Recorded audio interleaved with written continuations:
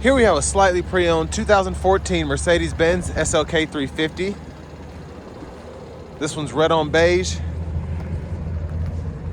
Powertrain consists of a 302 horsepower, 3.5 liter naturally aspirated V6 mated to a 7-speed automatic transmission. We get 273 pound-feet of torque.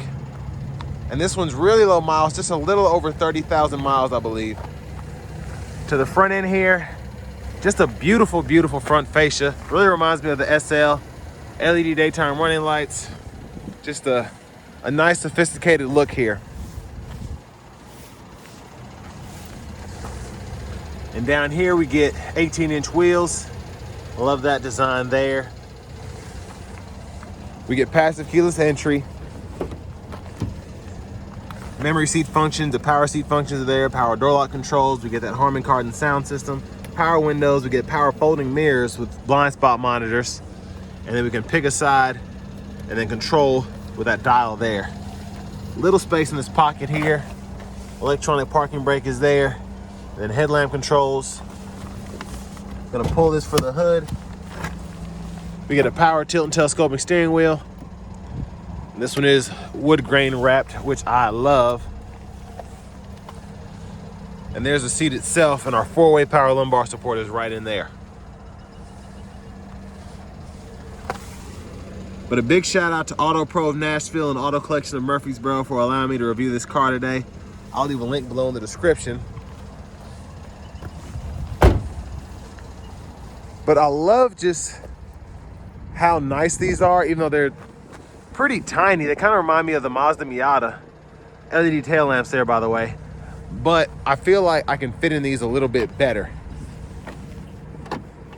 So they did a great job with the room. Now this does have the panoramic Vario roof here, and it's folded right in there. I'm gonna fold it back so we can see that as well after a while. But again, it just really gives me the SL vibe there, which I really appreciate, because I feel like the older models didn't used to do that for you. And there's our glove, or not glove box, I'm sorry, gas cap there. And then you'll want to put premium in this. My bags are in the way, but there's our front passenger seat with 4-way power lumbar there. And then all of our controls for that seat and the memory seat functions as well. Now, lockable glove compartment owner's manuals are still in this one.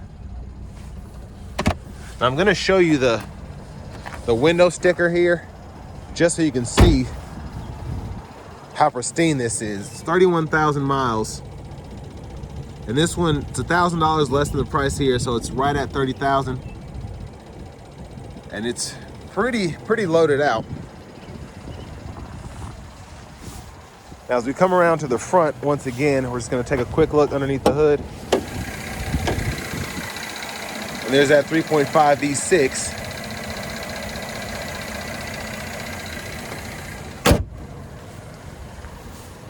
But just immaculate condition here. So I'm gonna hop in here and go ahead and here are the controls for that. Go ahead and put the roof back up. And we can watch that.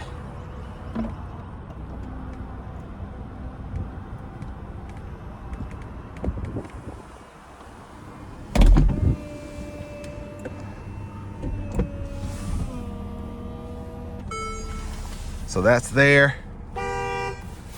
There's the sound of the horn. And just a beautiful steering wheel, this wood grain. I love the look of that. Now over here to the screen, we do get navigation. It's not a touch screen, so everything's done through the radio here. And then you have the knob you can use here as well. So for audio, we get AM, FM, satellite. We have a CD drive, Bluetooth audio, aux input, USB. So plenty of different features that you can go through there.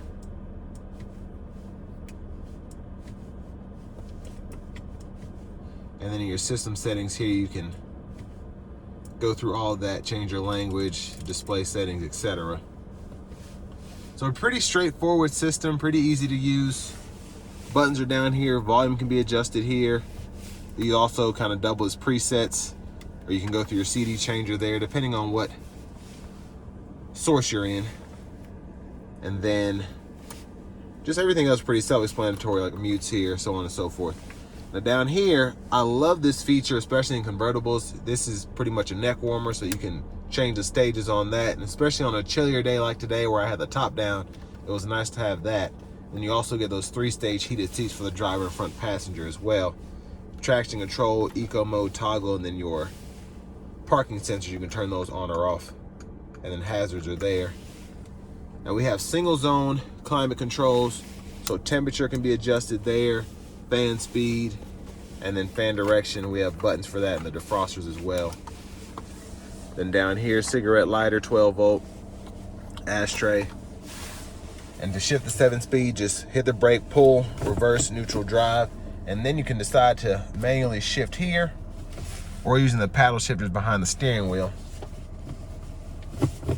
And then you can also set this here, and that's kind of for your transmission. If you want to have it in sport mode or manually shift, you can do that.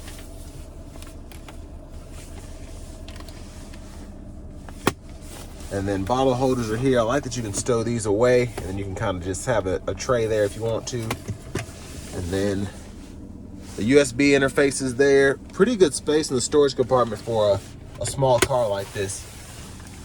Then you also have pocket back here. And then for your vanity mirrors, those are nice. You can toggle the lights there. Sunglasses holder, of course, with something like this. We can go through the display here in the middle, kind of toggle all of that there. And then you have your drive assist, you can fool with that. And then your settings here, you can go through your instrument cluster, vehicle settings, and all of that. And then you can also change your units of measurement right in here from miles to kilometers if you want to. Voice recognition's here, Bluetooth buttons, mute, volume, intermittent wipers, fluids right there, click that all the way in, high beams, and you can flash there. Now we do get the adaptive cruise here, so we can adjust the gap for that, and then adjust that there as well, cut the whole system on, off, and so on. Push button starts there. And then here's the key fob. And then finally, we're just gonna take a quick walk around with the top up so you can see that.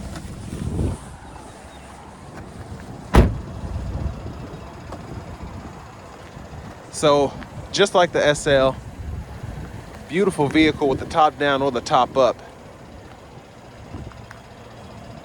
Gonna roll those back windows up in a minute.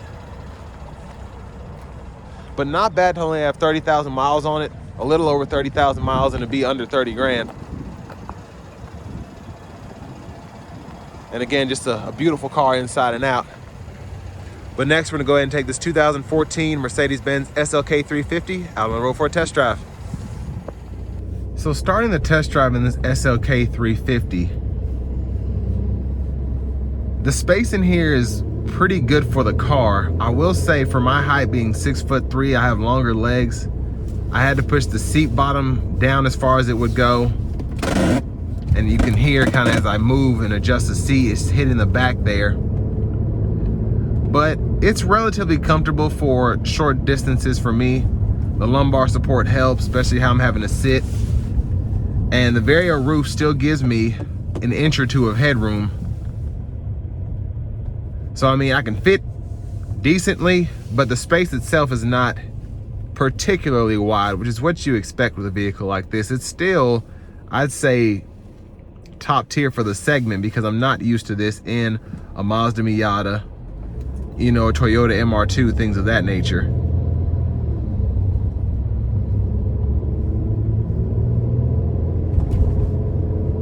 And one thing I love about this car in particular is the exhaust note. Part of it's probably because I'm sitting so close to the exhaust system, or at least the tailpipes in the back. But it's just a nice aggressive sound for this to be a 3.5 V6. Now in sport mode here, it is pretty responsive.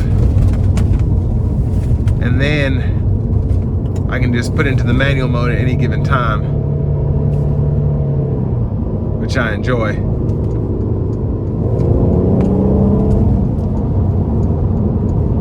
And it's just a relatively quick car, again, to not have a typical AMG setup, just this V6 and the 7-speed. I mean, 302 horsepower for this car is still a big chunk, but just still wouldn't expect it to be this performance oriented. I'm gonna come a little slow around this corner, then I'm gonna put my foot to the floor. All right, here we go.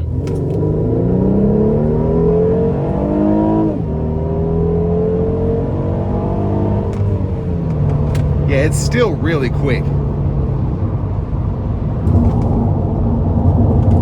can just hold that plus paddle to get back into the auto mode if you decide to manually shift on the fly there. Let's test out this cruise control. So we have the Distronic Plus here. I have the gap back as far as it'll go. Just a little bit of wind noise, but road noise not terrible. Ride quality is very good. And it's just it's an impressive driving car. Actually, I think that road noise is coming from this trailer that's right next to me, or the wind noise, excuse me, that's just that plastic in the back. So really an impressive, very impressive ride quality and sound acoustics in here. And it's just a very enjoyable car to drive. What makes these so nice is you have power and performance when you want it, but when you're just cruising around with the top down, it's just a beautiful car to be in, to experience, and to have, definitely. So, I mean, I think this is a very slept on vehicle. Now, new, this might have been pretty expensive, but especially one like this that has low miles in this great of condition, and it obviously still has quite a bit of life left in it. I think $30,000 is a pretty inexpensive price to get something like this. Everything is still, again, in immaculate shape. It feels like a 70, 80 grand car, even though it's a smaller one. But if you just have one other person you like to ride around with, you like a grand touring car pretty much for yourself, and maybe you don't want something as big as a Corvette, you don't want something that's that performance oriented, but you still want something that's fun to drive and isn't necessarily on the lower end like a Miata or something like that, this is just a great way to go.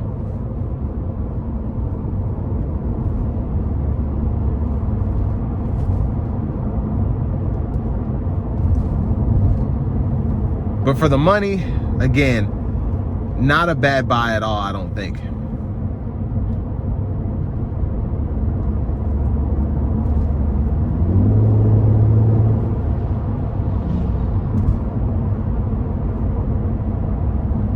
And one other thing is, even though the audio system is it's not dated for 2014, but maybe dated for 10 years down the road, you still get all of the audio performance that you would expect. You can, I think, get an upgraded interface, so something that'll charge your newer iPhones. You still have Bluetooth audio. There's just so much in here that's still relevant today, and you don't necessarily need to upgrade anything to make this a modern car. But still a pretty impressive vehicle 10 years later. And this will bring me to the end of my review of this 2014 Mercedes-Benz SLK 350 convertible.